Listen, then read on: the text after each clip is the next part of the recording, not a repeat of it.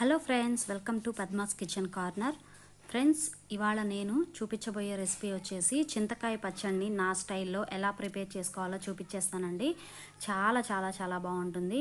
వేడి వేడి అన్నంలో ఇలా ఈ పచ్చడి ప్రిపేర్ చేసుకొని తింటూ ఉంటే నాన్ వెజ్ కూడా ఎందుకు పనికిరాదండి, అంత బాగుంటుంది టేస్ట్. సో మీరు కూడా ఒకసారి నా స్టైల్లో నేను చింతకాయ పచ్చడి ఎలా ప్రిపేర్ చేస్తానో చూసేసేయండి. అంతేకాదు మీరు కూడా తప్పకుండా మీ ఇంట్లో ట్రై చేయండి. ఫ్రెండ్స్, ప్రాసెస్లోకి వెళ్ళిపోదాం. ముందుగా స్టవ్ వెలిగించేసుకొని ఒక కడాయి పెట్టేసుకుందాం.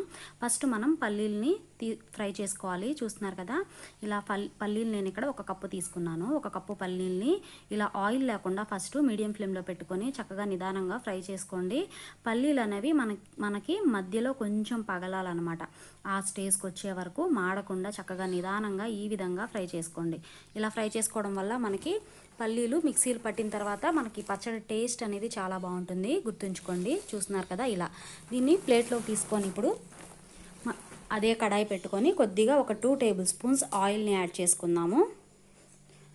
ఆయిల్ కొంచెం హీట్ ఎక్కిన తర్వాత పచ్చిమిర్చి యాడ్ చేసుకోండి. నేనైతే పచ్చిమిర్చిని యాడ్ చేసుకుంటున్నాను. మీరు కావాలనుకుంటే ఎండుమిర్చి కూడా ఈ ప్లేస్లో మీరు ప్రిఫర్ చేయొచ్చు.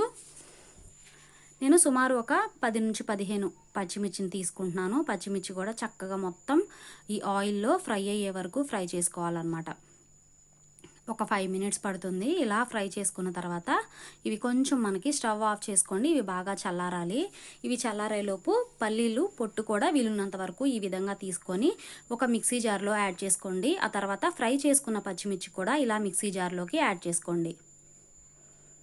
ఈ విధంగా అన్నమాట. ఆ తర్వాత వెల్లుల్లి రెబ్బలు కొంచెం ఎక్కువగానే యాడ్ చేసుకోండి. వెల్లుల్లి రెబ్బలు చూస్తున్నారు కదా,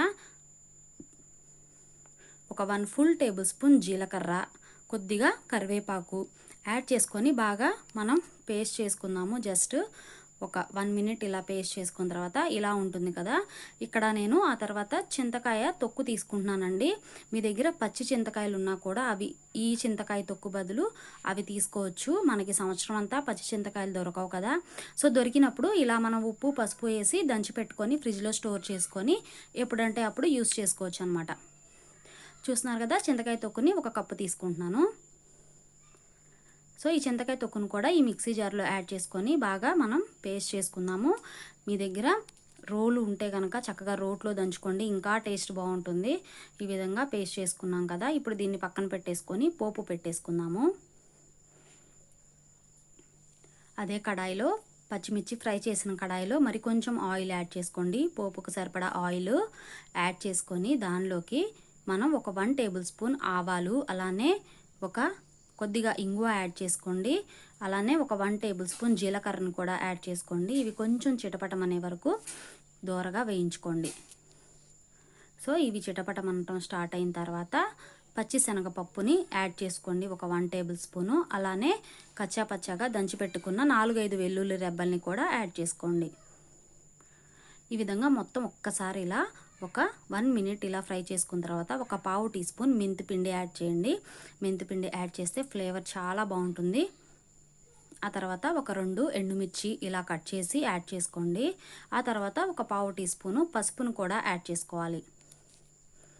చూస్తున్నారు కదా, ఇలా పసుపు ఇవన్నీ వేసిన తర్వాత ఒక్క 1 మినిట్ కొంచెం దోరగా ఫ్రై చేసుకున్న తర్వాత ఫ్రెష్గా కట్ చేసి పెట్టుకున్న కొత్తిమీర, ఒక రెమ్మ కరివేపాకు యాడ్ చేసి బాగా ఆయిల్లో ఫ్రై చేసుకోవాలి. మొత్తం ఈ తాలింపు అంతా కూడా ఎక్కడ మాడకుండా చక్కగా ఇలా కంటిన్యూస్గా తిప్పుతూ చక్కగా ఫ్రై చేసుకోవాలి. చూస్తున్నారు కదా, ఇలా ఫ్రై చేసిన తర్వాత మనం పేస్ట్ చేసి పెట్టుకున్నాం కదా చింతకాయ, అలానే పచ్చిమిర్చి, ఇవన్నీ కూడా ఈ మిశ్రమం అంతా మనం మిక్సీ జార్లోంచి తీసి ఈ పోపు ఉన్న కడాయిలోకి యాడ్ చేసుకొని చక్కగా ఒక 1 మినిట్ స్టవ్ ఆన్ చేసే ఉంచుకోండి.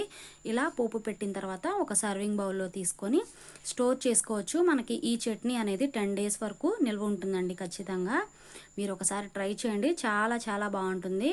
సో ఫ్రెండ్స్, మీకు ఈ వీడియో నచ్చిందని అనుకుంటున్నాను. నచ్చితే లైక్ చేయండి, షేర్ చేయండి. మరిన్ని వీడియోల కోసం నా ఛానల్ని తప్పకుండా సబ్స్క్రైబ్ చేసుకోండి. Thank you for watching. Bye bye.